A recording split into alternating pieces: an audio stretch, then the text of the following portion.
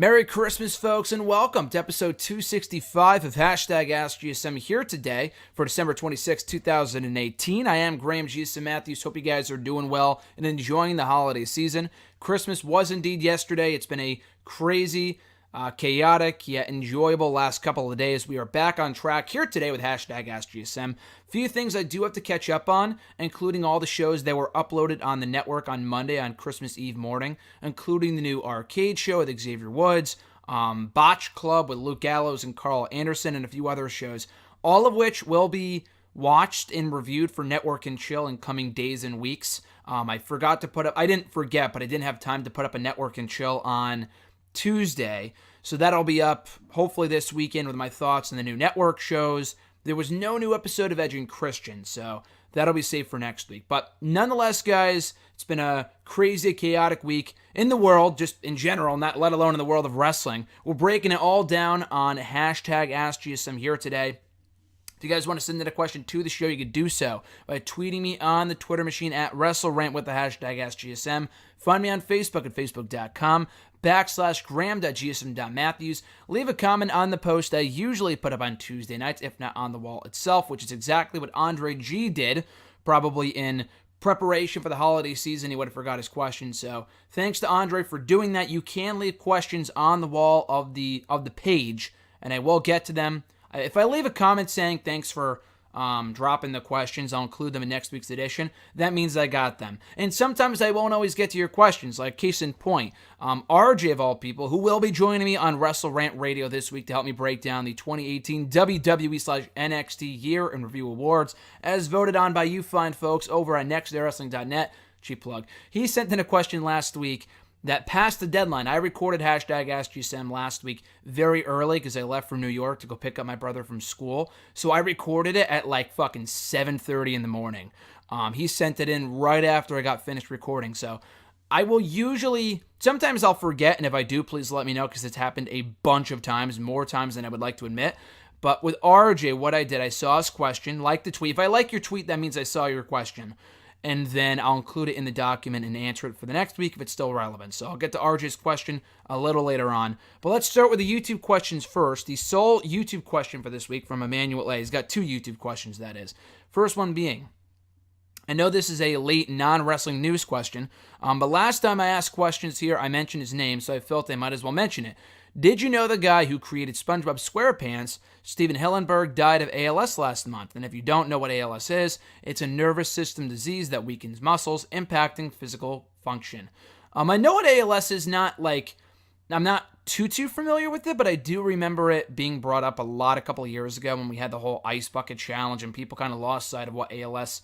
It was like for ALS, either prevention or awareness. I'm pretty sure it's for ALS awareness. And that's what the whole ice bucket is, unless I'm mistaken, that's what the whole ice bucket challenge revolved around. So that's how I'm familiar with it. But nonetheless, I did know that. I did hear about it as soon as it happened. I talked about it here on the show. I think it was FD from Facebook. He sent in a few questions about it a few weeks ago when Hillenburg initially passed away. And I talked about my favorite SpongeBob episodes, my thoughts on the show. I kind of grew up on the show. Those first few seasons were fucking magical. And Emmanuel's asked questions about SpongeBob too. So again, as he mentioned in his comment, in his question there, it's only fitting that he bring it up. I talked about SpongeBob and how I liked it growing up and how the show kind of fell off a cliff after the first movie back in 2004. And if the show's not over yet, it's close to ending, if I'm not mistaken. But yeah, those first few seasons were absolute comedy gold. In fact, it's fitting that you sent in this question this week because I just got finished on Christmas Eve watching the Christmas edition, the Christmas episode of SpongeBob from like season 2 or 3. I think it was season 2, the Christmas Who episode. Great stuff. A lot of those shows, a lot of those episodes of SpongeBob are timeless and are still funny now, are as funny now as they were 10, 15 years ago. It's amazing. Emmanuel's second question.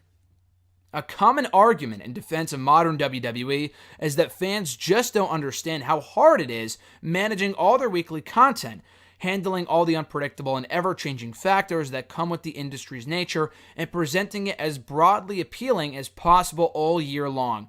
So with that said, to what extent do you sympathize with WWE's difficulties?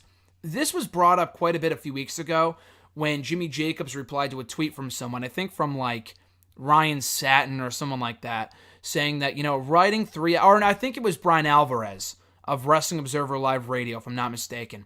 He replied to one of his tweets after the Raw ratings sunk to new lows, what else is new, saying that, writing a 3-hour television show every single week is fucking hard. He said something along those lines, including the F-bomb in there too. And then Rollins replied to that tweet, obviously being good friends with Jimmy Jacobs, who was a former Raw writer. Rollins replied to that tweet saying that people just don't get it. It's so difficult. Dude, I totally understand. I mean, I will never 100% understand. I don't think any of us will ever 120% understand where Jacobs is coming from, where Rollins is coming from, because we've never worked for WWE. We've never written for WWE. So we really do not know. At the same time, though, I do sympathize with them because they're absolutely correct. There's a lot of things that can change on a whim. Injuries, last-minute creative changes, and really it all comes down to one man's vision, that being Vincent Kennedy McMahon. If he doesn't want a certain thing to happen, if he wants PP jokes on Raw every week, that's his prerogative. We will never know whether creative is truly at fault for this or not. People from the writing team, and I mean, they're not going to come out and blame Vince. I mean, obviously not people who currently work there, but even people who used to work there have never really come out and said, I mean, some people have, saying that really the buck stops there. It stops with Vincent Kennedy McMahon. And if he doesn't want something to make Raw, it's not going to make Raw. It doesn't matter how many people are pushing for that program or angle or match to be done. If Vince says no, it's not happening. So I do sympathize with that. But at the same time, when that whole argument was being made about, writing 3 hours of TV is hard and 5 hours if you include SmackDown, blah, blah, blah. Dude, I get it. It's absolutely difficult. But at the same time, though, I see the other side of the coin, where it can be said that how can you be so creatively deficit might be the right word. I mean, I don't think that's the correct word, but something along those lines. How can you be so creatively bankrupt, I guess might be the best way to put it, of ideas? Again, for a 3-hour show, I get it, but every single week to the point where you're doing PP jokes, there's no excuse behind that. How can you be so creatively lazy that you're booking handicap matches, no disqualification matches, the heels to win every fucking week? Raw has been slightly better since the change in management with McMahon's taking over, and that's great and all. We'll see if it sticks going into the new year. But prior to that, it was the fucking same shit every single week. I felt I was watching a Raw rerun with Bobby Roode and Chad Gable versus AOP, and the Revival losing to the Lucha House Party via Lucha House rules, and Bobby Lashley and Leo Rush teaming up on Elias and all this other stuff. It was the same fucking thing every fucking week. Again, I sympathize to an extent, but there is no excuse for just writing the same show over, taking the same script from the week prior, which is basically what they did, and tweaking a few minor things. And that's about it. There is no excuse for the show to be that bad. I mean, people will understand if it's not great or compelling television every single week, but you would think there would be at least one feud or one storyline that they'd be able to get right, or one feud that would be carrying Raw. There's really not. And there hasn't been for a long time. They had that originally with Seth Rollins and Dean Ambrose, and again, that fell off a fucking cliff with the whole, vaccination and the fans are smelly. Again, they're taking something super hot, and it doesn't take much effort to maintain that momentum. It's like they take pride in making something great, taking something great, and making it shit. Just make it complete, absolute, undeniable garbage. I mean, how is that even possible? How do you take someone or something with so much promise, and then it's like almost as if, like I said, they put forth the conscious effort to make it the complete opposite and make it completely terrible? I just don't understand that. So again, I do sympathize with them to an extent, because there are a lot of things that people do not take into consideration when we think about how bad Raw has been for a very long time now, such as the injuries and the unpredictable outcomes and money and creative and all this other stuff. But at the end of the day, if it's gotten to a point where you're doing fucking piss jokes every week on Raw, that is on the creative team and that is on Vince McMahon. I am sorry, but it is. There is no excuse for doing garbage such as that appeals to no one except for one man, except once again, Vincent Kennedy McMahon. Andre G from Facebook, his question was, what are your thoughts on the TNA Hall of Fame? Well, I think they launched it back in 2012, 10 years after the company was launched. That's way too soon for a Hall of Fame. I mean, when WCW did it, I think back in the day, I'm pretty sure WCW had a Hall of Fame, unless I'm mistaken here, because it does not get talked about often enough, probably because the company closed soon after. But at least they had history from like the NWA days, and WCW went way, way back. TNA was a decade old, only a mere decade old, when they launched their Hall of Fame. But if they wanted to do it for their own company's sake and honor those that helped build TNA Impact Wrestling since 2002, that's fine. I really don't have much of a problem with it anymore, maybe as they did originally. Nowadays, I really don't care. It really doesn't mean that much. It is cool for certain wrestlers to be in the TNA and WWE Hall of Fames. Now it's like a bunch of people. Now it's Bully Ray, Devon, Bubba Ray and Devon, the Dudleys, Jeff Jarrett, Sting, and Kurt Angle. That's a bunch of people. That's 4 or 5 people. What is Earl Hebner next? Abyss, Gail Kim. In all seriousness, it's a nice little nod to those that helped build the company years ago. So I think it's a cool thing they do. The Hall of Fame ceremony isn't like they sell out a 10,000 seat arena, nor should they. They've held it traditionally inside like a small banquet hall, turned it into an angle this past year with Johnny Impact and Austin Aries leading into Bound for Glory. That generated some buzz for that show's main event. That's great. I have nothing against that whatsoever. Andre's second question. Speaking of TNA, did you like the Aces and Eights storyline and group? No, I did not. When Bully Ray was revealed to be the leader back at, I think, Lockdown 2013, that was cool. And they attempted to explain away how many times that Bully Ray, like, he was feuding with the group for a very long fucking time. Got beat up by the group on several instances. So I appreciated the effort for TNA to attempt to explain away how many times, like, oh, it was all a ruse the entire time. They dedicated an entire episode soon after the pay-per-view with Bully Ray explaining, like, this is how we did it. There's a lot of things that didn't make sense. There were a lot of, bullet points that weren't, like, whatever the phrase is. Like, there weren't a lot of things that, like, the dots did not connect is what I'm going for here. There were a lot of dots that did not connect, but at least they tried. Overall, the group was shit, because they peaked when Bully Ray joined or was revealed to be the leader or whatever. I don't know if it was since the beginning or what. I doubt it, because that was like 8 or 9 months in the making. The group originally debuted in the summer of 2012. Bully Ray was not revealed to be the leader until like April of the following year. That's a 10-month-long storyline. I doubt it was ever to be headed in that direction. From the get-go, I think Eric Bischoff was supposed to be involved. Jeff Jarrett was supposed to be involved. None of that happened, thank God. But what we did get was still pretty much shit. Wes Briscoe, Jeff Jarrett, or Eric Bischoff's kid, they're all terrible. D'Lo Brown, like, I like D'Lo, but give me a break. It just was very stupid. Luke Gallows got fired before he could ever really break out of the group as a breakout star, so the group was an absolute failure. Thank God they broke up when they did. It was long overdue in the final few months of 2013. That was such a waste. An awful storyline. The main event Mafia stuff I liked, but the Aces and Eights trash lasted way longer than it should have. And I hate this thing in TNA and Impact, and they don't really have it now, which is fine, which I'm very happy with, but they always have to have some corrupt, like, heel GM or some top heel faction running the show. Thank God we have not had that in a while, and they've turned things around. But we had that. We had Aces and Eights. We had Main Event Mafia 10 years ago. We had, Bobby Lashley, MVP, and Kenny King. We had the Beatdown Clan. They've had a number of factions in the past 10 years, a lot of which were terrible. But thankfully, it seems they've turned a new leaf and are moving away from their old tired tropes. Jeremy B. from Facebook, could you see Finn Balor winning the Royal Rumble and moving to SmackDown and challenging Daniel Bryan for the WWE title at WrestleMania? No, not by a long shot. I mean, I guess it could happen. That's not a bad idea. I like the idea, don't get me wrong. I just don't see it happening.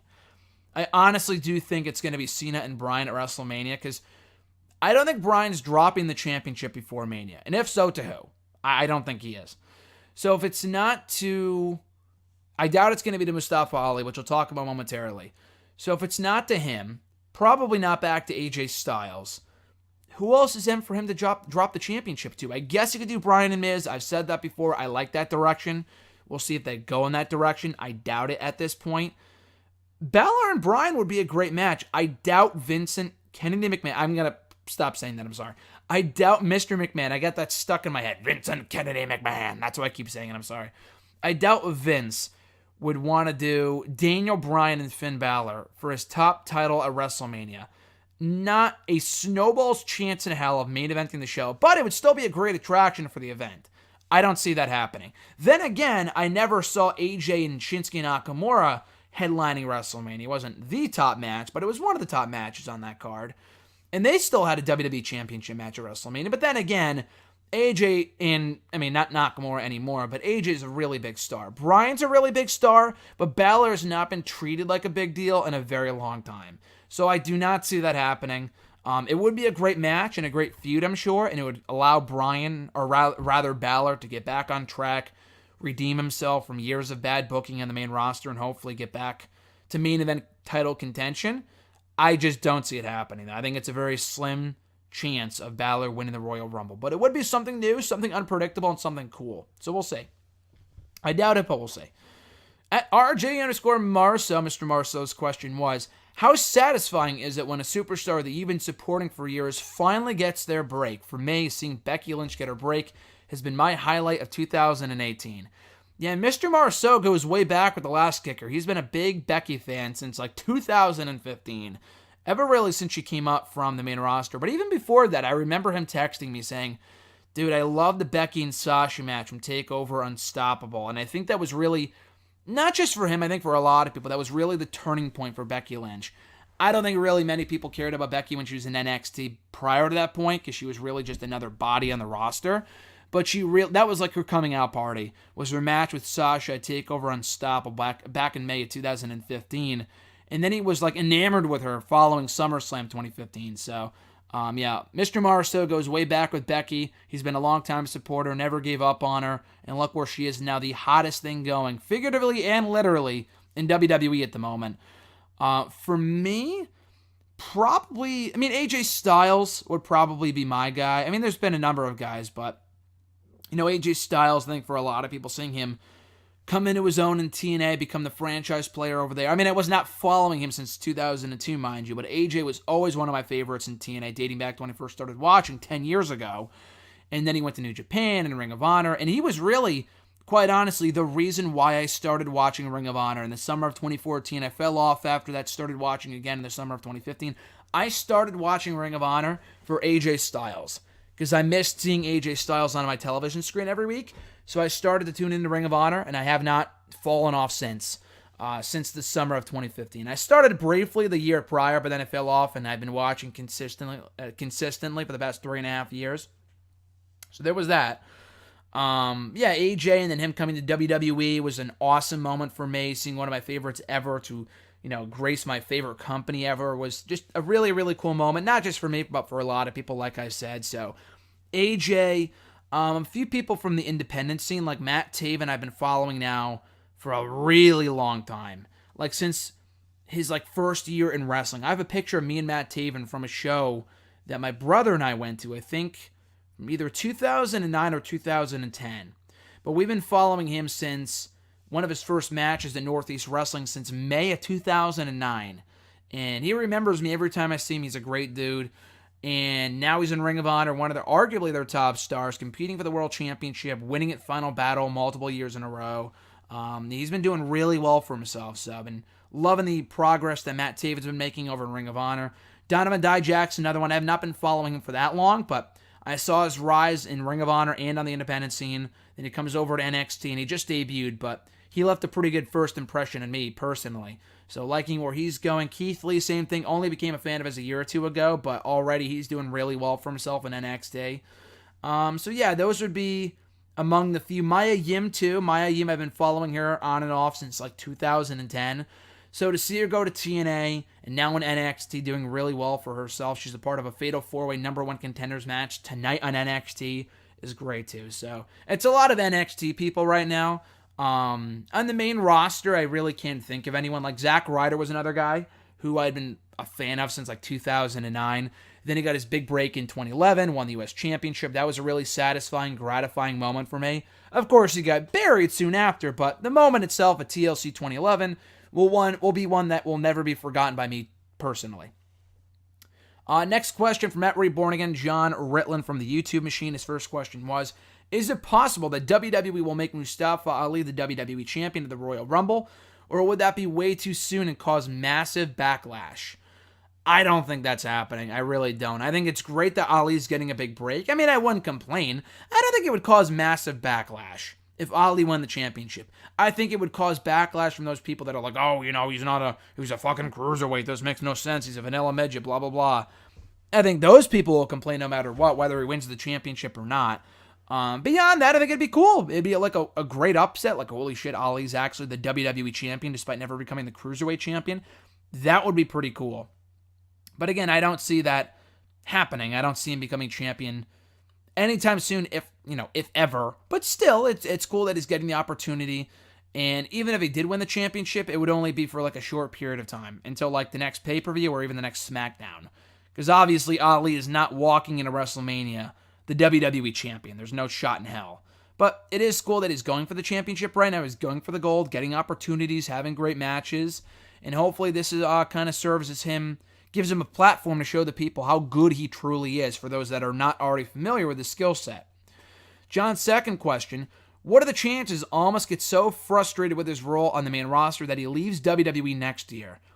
There's a good chance. There was a lot of reports going around last week that Andrade San Almas was so frustrated with his current spot on the main roster that, not that he would leave, but that he's just been frustrated in recent months, which does not surprise me at all. He shines every opportunity he gets, but he has yet to have a real feud in the main roster since beating Sin Cara like in June or July.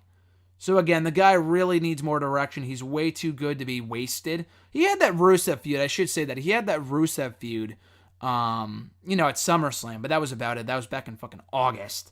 He needs something else to sink his teeth into. He's had great matches with Daniel Bryan, AJ Styles, Mustafa Ali, Jeff Hardy, Rey Mysterio. He loses every fucking time. And he has yet to get a real push on the main roster. So again, you can't push everyone at once. I realize that. But this is not the first time that we've heard things like this about Almas. There were reports back in his NXT days that he was frustrated too. And Alberto Del Rio said so himself. And then people are thinking, okay, maybe he's bullshitting. It's Del Rio. What else is new? And then Almas himself said in interviews later on while he was the NXT champion that, yeah, I was frustrated. And it was Alberto Del Rio that convinced me to stay, which was a pretty crazy story. I would expect the opposite. But yeah, Del Rio convinced him to stay. He became a star in NXT, won the championship. He was killing it down there until he got called up, and now he's been floundering ever since. So again, there is a decent chance I could see him leaving in 2019. Hopefully not. Hopefully he can wait it out a little longer, because if he left NXT a few years ago, he would have never gotten his big break back in 2017. So hopefully 2019 will be his year. His next question here. I know WWE announced all the NXT call-ups last week, but how do you think they'll be used? I personally see EC3 and Lacey Evans being used the best, while Heavy Machinery will be jobbed out. I talked a bit about this last week with how each call-up I think will be used on the main roster, but real quickly, EC3 I think will do well. Honestly, the jury is out, though. I think he will do well. Better on the main roster than he was in NXT. Just because NXT was so stockpiled with talent that it was hard for him to get a real breakdown there. Then again, Raw and SmackDown are not that much different. But I could see Vince taking one look at Lars Sullivan or an EC3, seeing how they're built, and saying like, yeah, push him to the top. Yeah, push him. Because EC3 looks like a fucking G.I. Joe toy. And that's not a knock against the guy. He has a certain build about him. He's not the most amazing wrestler ever, like in the ring. But he's got a good enough character. He's got great charisma, great mic skills that I think he can go far. And he should. I like EC3 a lot. He was, he really won me over in Impact and some of his early WWE work. And I think his NXT work was nice too. So hopefully he can be given a real break on the main roster to do well. Lacey Evans is kind of a shoo-in to do well. She has the look. Not a blonde bimbo, but the blonde hair. She's really tall. She's really beautiful. Her in-ring skills have been getting a lot better. I mean, I don't see her being the next Trish Stratus or anything, but, a lot like an Alexa Bliss. who was never really given the time of day down in NXT. She was more so a lackey for Buddy Murphy and what was the other guy's name? Wesley Blake, a member of the Forgotten Sons. Now I was such a forgotten son, I forgot his name. But anyways, yeah, Alexa Bliss was never at the forefront of the NXT women's division, but her personality was big enough that, it led her to great main roster success. I could see Lacey Evans maybe not winning 5 or 6 women's championships on Raw and SmackDown like Alexa Bliss has, but I could see her doing really well for herself because she was never the NXT Women's Champion. She was never really given many shots, if any, at the NXT Women's Championship, but she's been doing really well for herself all 2018 round, by beating Dakota Kai and Kairi Sane at one point and a few others. The whole women's right thing I like a lot. The character needs a bit more tweaking, but it has the potential to work, and she's really been coming a long way in the last 6 months or so, I would say. So I think Lacey Evans is tailor-made for the main roster. Heavy Machinery, you're right. I'm kind of scared for them because NXT, or rather the main roster, does not have a great track record of utilizing tag teams from NXT well. Like, I made a list of all the tag teams they've called up. There were at least 10 since 2014. The Lucha Dragons went nowhere. I mean, Kalisto's done well for himself on his own and with the Lucha House Party, not with the Lucha Dragons. Enzo and Cass were probably the most successful and the most over, but even they fizzled out within a few months. Harper and Rowan, if you want to consider them a tag team, even though they got called up with Bray Wyatt, they've probably done the best for themselves as former SmackDown Tag Team Champions, now the Bludgeon Brothers. One of them's hurt right now, so they'll be off TV for another little while, but they've done really well for themselves, but even they were off TV for a while before getting repackaged last year. They have not been utilized all that well either on their own. But yeah, you look at teams such as the Vaudevillains. They disappeared within a fucking year on the main roster. The Ascension speak for themselves.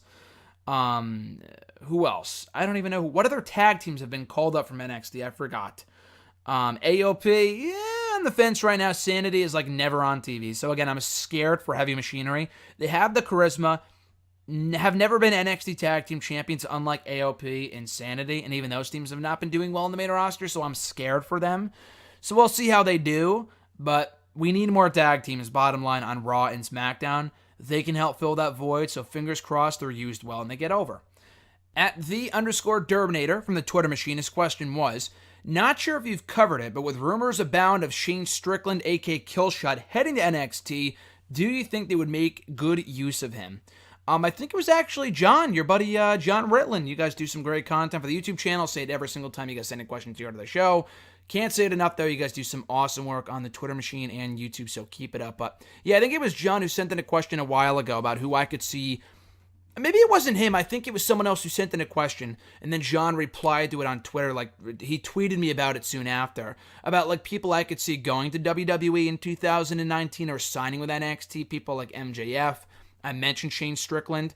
Like you said, Killshot. That's how I know him from Lucha Underground.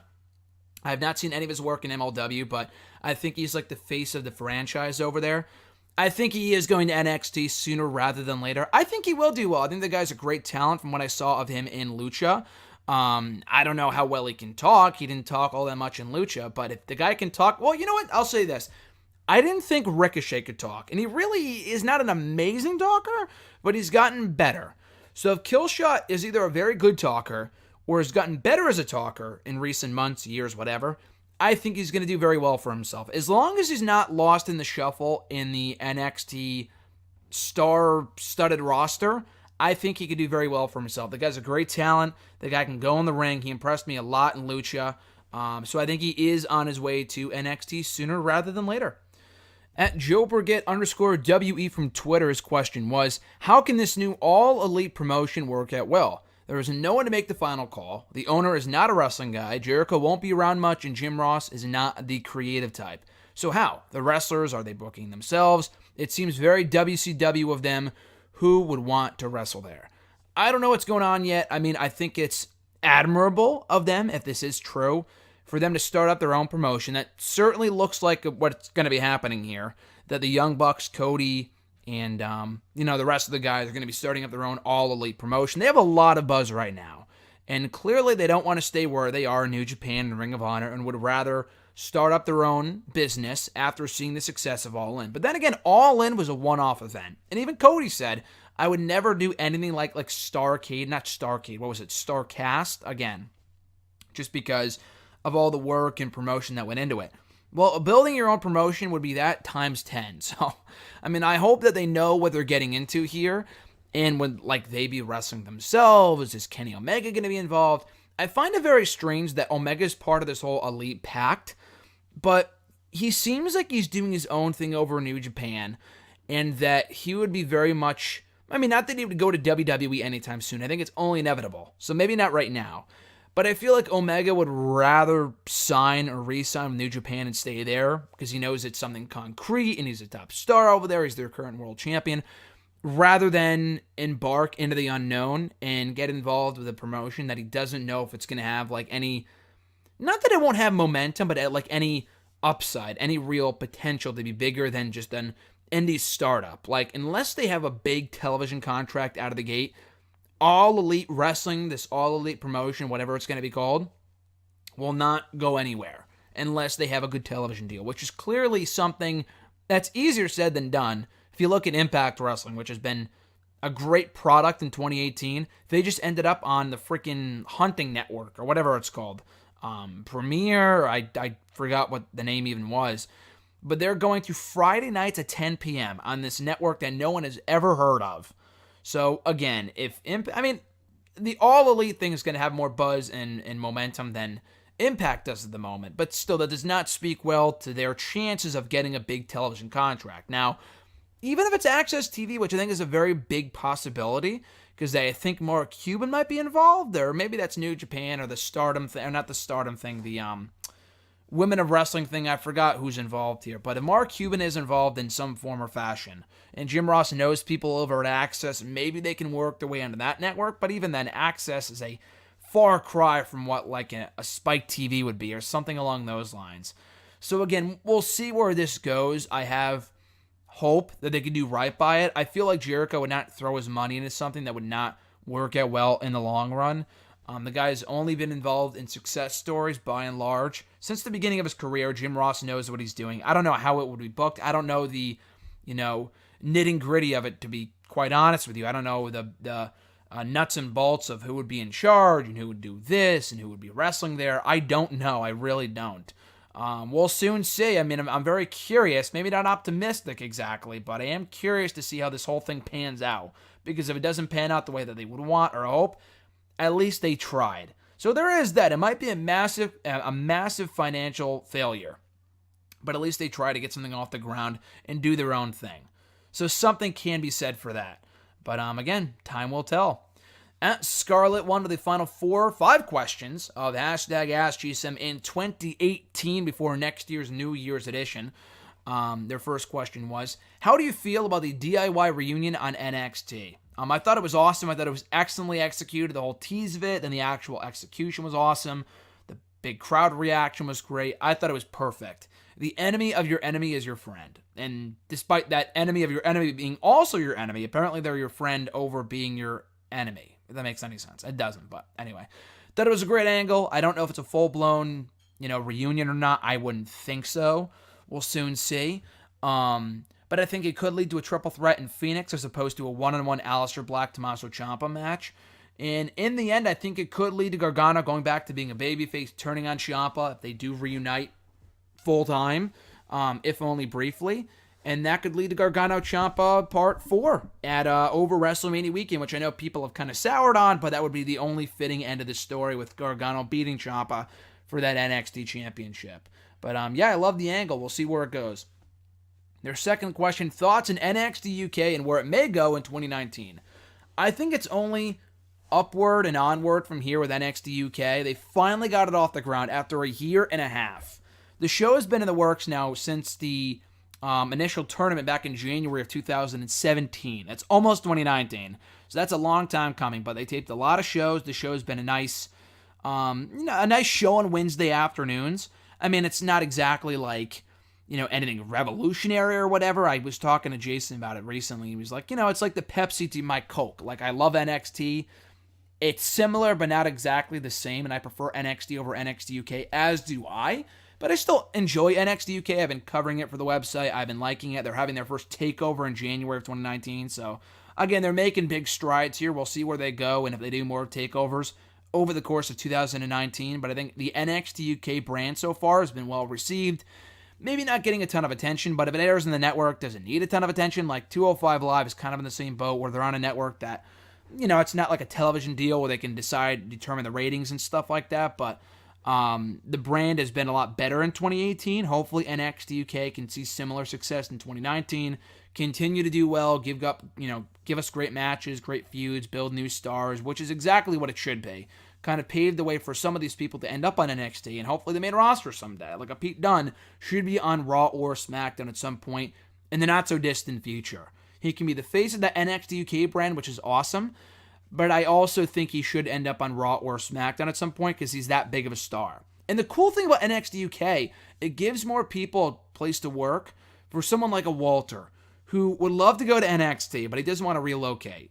So, working NXT UK would mean that he could fly in every now and again to the States, but largely reside in Europe or wherever he lives, and work the NXT UK tapings over in England. It's that simple. So I think it's a great, alternative to the NXT WWE product by signing with the company technically, and maybe they don't have the ability anymore to wrestle elsewhere. That kind of changed recently. But if they're making enough money, I don't see why it's a bad idea. I really don't. So I think it's only, like I said, onward and upward from here for NXT UK. Their third question, any question topics you wish to stop being asked about? That's a good question. Really, nothing comes to mind. There's some, repetitive questions, which isn't a bad thing. Not everyone can tune into every hour of every episode of this show, so I do not blame you guys whatsoever. If you ask the same questions that other people did a week or so prior, by and large, you get a lot of fresh questions because there's a lot of stuff to be asked about. So very rarely do people ask the same question back-to-back weeks. The recurring joke a few years ago was, what's next for the Wyatt family? What's next for the fucking Wyatt family? I got so sick of hearing that because I never knew what was next for the Wyatt family. There's really no equivalent to that right now. I think there was at one point. I don't remember what it was. There's no real questions I get asked all the time, though, that I would say I'm so sick of hearing, but at least for right now. But yeah, there's really nothing right now that comes to mind that stop asking me this. I appreciate all questions, no matter how short-sighted or how dumb they may be. Sometimes for very few people, I'm speaking about that to a very minimal audience. That's not everyone. It's very few questions every now and again come across as very stupid. How could you be so dumb to ask that? But again, I appreciate all questions and people taking their time to not only send in the questions, but listen to their responses, if only for their responses, if not the entire video, for hashtag AskGSM. Favorite hashtag AskGSM questions you received in 2018? Any lists? I mean, some of them are more extensive than others, but I enjoyed the list ones. Any personal questions like favorite movies and stuff. I'm a big movie guy. Like I say, when I tweet out on Twitter, send me your wrestling related questions. It's not a big deal. If you send in something about SpongeBob or something movie related or whatever else, that's not a big deal. Something else going on in pop culture like Stan Lee or the Marvel movies. I love that type of stuff. I really do. So those are my favorite type of questions. Anything wrestling related will always be my favorite type of question too, of course. But there's not one question that comes to mind. I can't even tell you, a by the numbers edition of hashtag AskGSM, how many questions I've answered in 2018. I've answered 328 questions. I'm sure it's been a lot more than that. But it's been a great year. So thank you guys for your support. I'll talk more about that in a minute. But your last question here, the final question for 2018 from @Scarlet1. Any predictions regarding non-WWE promotions in 2019? Well, I think Impact's been doing well. Their new television deal is not exactly perfect or great by any means. I have no clue how I'm going to be able to watch the show moving forward, so that sucks. So hopefully Impact can maintain momentum from a creative standpoint because the product's been really good the past year. Ring of Honor, I think, will do well. They just signed Brody King, PCO, Bandito, and a few others are headed to Ring of Honor soon, despite the loss of the Elite and a few others like SCU. So hopefully Ring of Honor can continue to do well. They always do restock the pot, replenish the pot very well every time they have a big loss, like a Kevin Owens or an Adam Cole. So good on them for that. Lucha, I don't know what the future holds. I think it will be renewed ultimately for a 5th season. I don't know when. I don't know how. I don't know where. it's going to end up, if not on the El Rey Network, but I do think it will be renewed for a 5th season in 2019. We'll see. I could be wrong on that, but we'll see. New Japan, I think, will continue to do really, really well. I will likely not be watching New Japan in the new year. I'm not going to make a New Year's resolution. I'll watch more New Japan. I probably won't. Let's be honest here. I probably will not. I just don't have the time. But I think it'll continue to do well. Other promotions, MLW is making strides recently. That's great. What other promotions are out there? I think Women of Wrestling is going to be great for Access TV. I covered that on Wrestle Rant Radio a few weeks ago. But yeah, there's a lot of wrestling to binge and enjoy right now in WWE and beyond. And in 2019, there's a lot of options, a lot of promotions to choose from, new and old. So definitely take advantage of that in the new year. If you're sick of seeing what you see every week on Raw and on SmackDown, check out NXT, check out 205 Live, check out NXT UK, check out New Japan, check out Ring of Honor, check out Impact. There are more alternatives than ever before in wrestling, so you are a fool if you're calling yourself a wrestling fan and you're subjecting yourself every week to the same shit, but not attempting to seek out solutions or seek out better products and seek out better wrestling. That's on you. That's not on wrestling failing you. That's on you for not wanting to seek out better wrestling. So be sure to do that in the new year.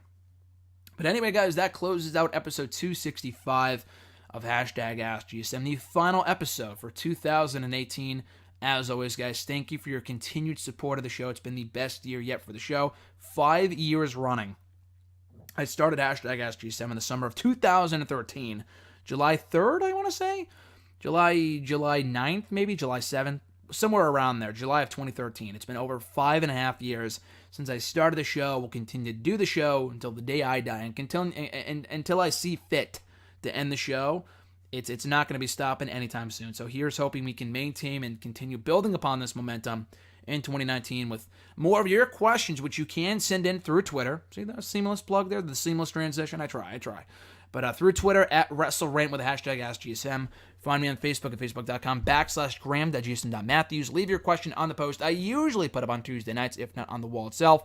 And last but certainly not least, drop your question down below in the comment section of this very video. I'll include it in next week's edition. So, as I said one more time, guys, at the beginning of this episode, check out the the final edition of Wrestle Rant Radio for 2018.